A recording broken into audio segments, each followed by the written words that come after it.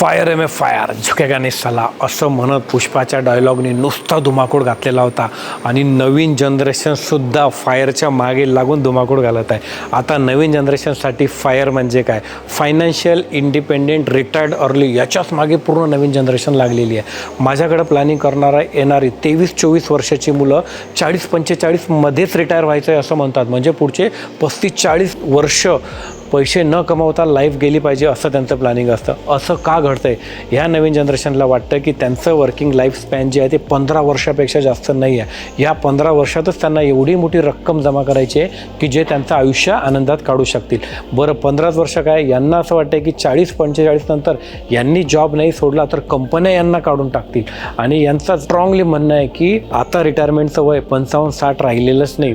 पुढची जनरेशन ही 40-45 मध्येच रिटायर होणार आहे. आमच्याकडं एक मुलगी आली जिचं वय फक्त 24 वर्ष. ती म्हणे, सर 5 कोटी रुपये माझी फायरची फिगर आहे, त्याच्यासाठी मला इन्व्हेस्टमेंट करायची आहे. तिचा पगार होता 2 लाख रुपये आणि इन्व्हेस्टमेंट करत होती 1.5 लाख रुपये महिन्याला. म्हणजे स्वतःसाठी एवढेसे पैसे ठेवत होती आणि तिचं टार्गेट होतं ते 5 कोटी रुपये लवकरात लवकर पूर्ण करायचे.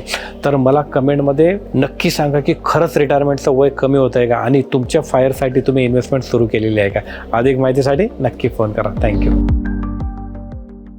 Mutual fund investments are subject to market risks. Read all scheme related documents carefully.